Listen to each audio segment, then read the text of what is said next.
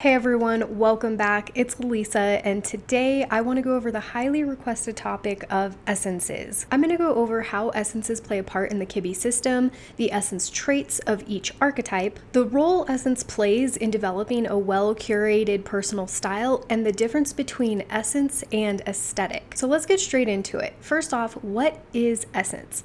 Well, you can think of essence as your inherent characteristics or traits, or some people even like to use the word aura. Some examples or descriptions of essence would be bold, meek, graceful, spunky, etc. Now, our physical attributes do have a certain amount of influence on our essence, but we also need to consider our non-physical traits. So essence is one of those things that others notice about us right off the bat. For instance, have you ever met someone and instantly knew that they were quirky or graceful or reserved?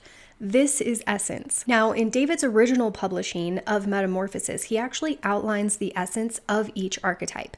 And it's interesting because he uses the same yin-yang theory as he did to physically describe each archetype. Ultimately, I think the intent was to help the readers and users of the system better understand each archetype, not only physically, but non-physically. Now, although I can see his logic in this aspect of the system and personally feel that these essence traits generally tend to be accurate, I think it's worth mentioning that these aren't necessarily the end-all be-all to your essence, and there's a lot to be considered when exploring this part of yourself. And I will say that it's been my personal experience that these essence traits can be a little more vibrant or easily recognized in some individuals more than others. But this doesn't necessarily make you any more or less of your archetype, because remember, the overall theme and idea of the system is discovering how yin and yang balance and exist within you. And it's also important to keep in mind that just like with the physical traits, these essence traits of each archetype are going to vary slightly. So if we look at the system as a whole, the body test is designed to help you understand your frame, shape, and natural silhouette to get a better understanding of which lines or tailoring of clothing they're going to look best on you. While the essence characteristics are often expressed through details, colors, prints, garment structure. So what's the point of knowing your essence? Well, it's going to give you a better understanding of your overall yin-yang balance, and it's going to serve as a great stepping stone to dressing with intent. You'll begin to understand how to accommodate your overall yin-yang balance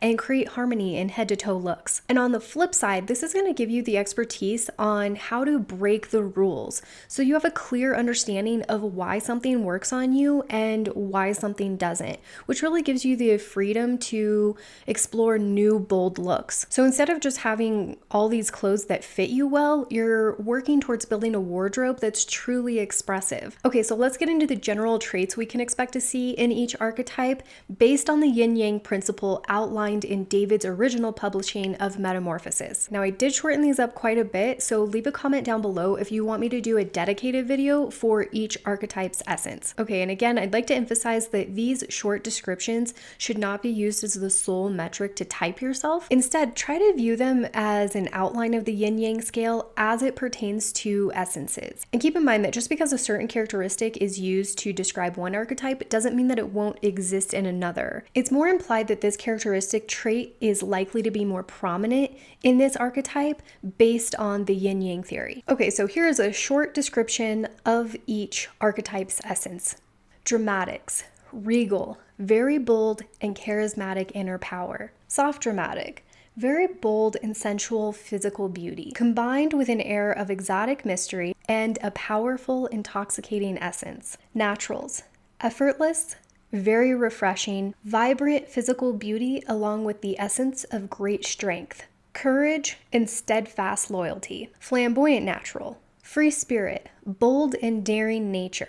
Warm and open personality, utterly approachable and perfectly sophisticated at the same time. Soft natural, fresh and sensual. Creativity, warmth, sensitivity, and aggressive pragmatism. Classic, sophisticated, refined, gracious, aristocratic, pragmatic, empathetic, and even-keeled. Dramatic classic, controlled, refined, elegant, calm with an added dash of powerful, majestic, and charismatic. Soft classic, graceful, controlled, elegant. Calm with an added refined touch of understated femininity. Gamine, sugar and spice, lively, bubbly, dynamic, outrageous, delicate, spunky, vibrant electricity. Flamboyant gamine, wild sense of humor, animation, powerful, wit, fire, zest, and spunk. Soft gamine,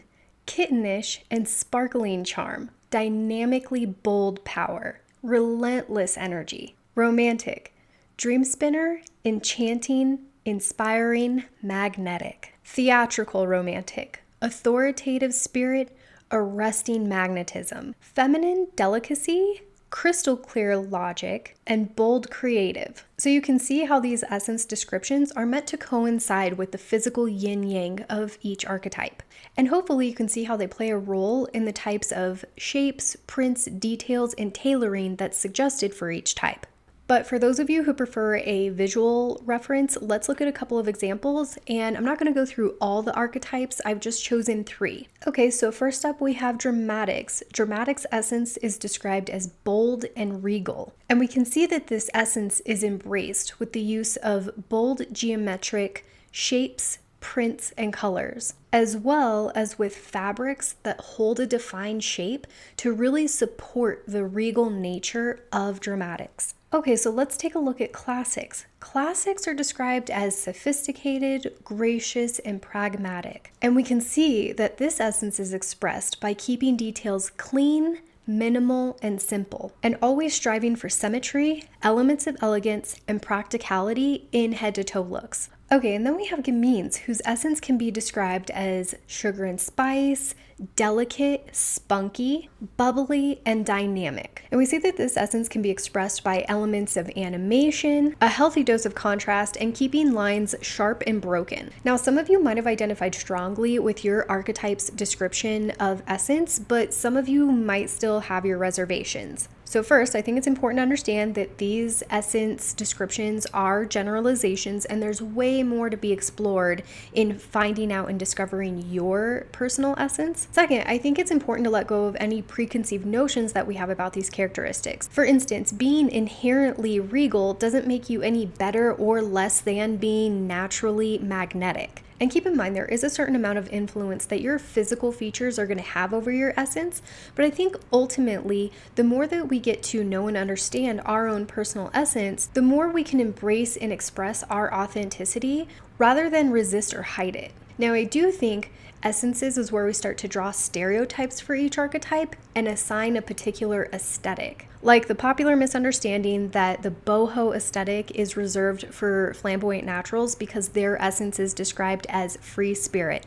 I actually did a video on this. I'll link it down below if you're interested in checking that out. So what I'm proposing is that we look at things from a different perspective and address the difference between aesthetic and essence. So as I mentioned before, essence is your inherent characteristics or traits, and it's usually something that others notice about us upon first impression. It's kind of like your spirit. You're almost born with these traits in a way, which is why it might be hard for some of us to identify what these characteristics are or what our essence is, because it's really just been with us all along. We really don't give much thought to it.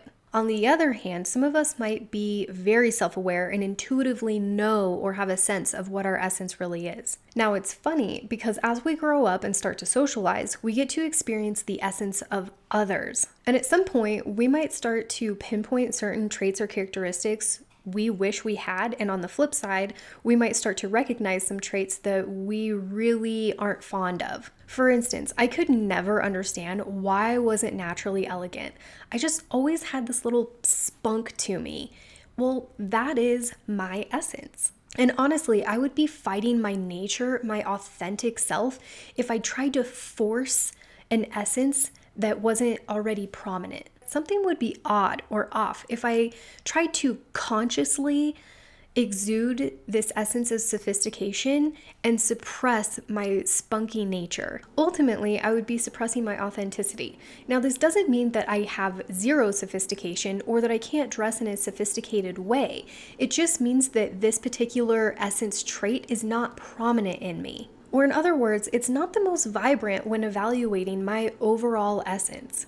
And because of this, the way that I approach dressing in a sophisticated way is going to be much different than that of, for instance, a classic. So after kind of discovering this element of essence, I really started to accept and embrace this part of me rather than resist or fight it. And I'm so glad that I did, because now I can reflect that and I know how to embrace that into my wardrobe and into my overall physical expression. Now let's talk about aesthetic. Unlike essence, personal aesthetic is something that's formed or curated. It's something that you choose and is generally driven by your interests and your lifestyle. Now, in my opinion, your essence does have a certain amount of influence on your aesthetic or what you're kind of naturally drawn to. So let's take a look at a few examples of aesthetic concepts. We have things like boho, pinup vintage, steampunk, rocker chic, modest, streetwear, country, and even corporate chic. So how do we start to curate a personal aesthetic?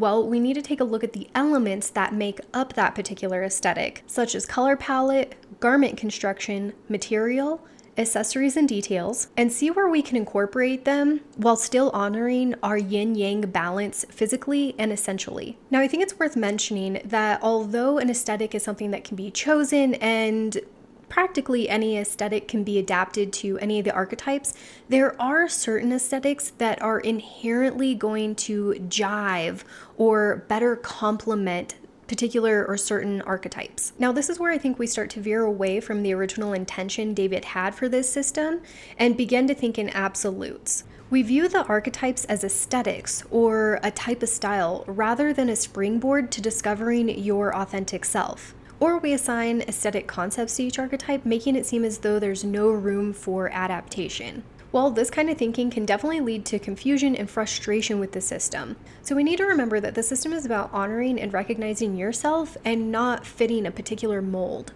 Okay, so that concludes this video. Thank you so much for joining me. Now, if you like this video or just generally enjoy content like this, please subscribe to my channel and give this video a big thumbs up. As always, if you guys have any comments or questions, you want to spark a conversation, I would love to meet you down in the comment section down below. But until the next video, I hope you guys have a great day and I'll see you later. Bye.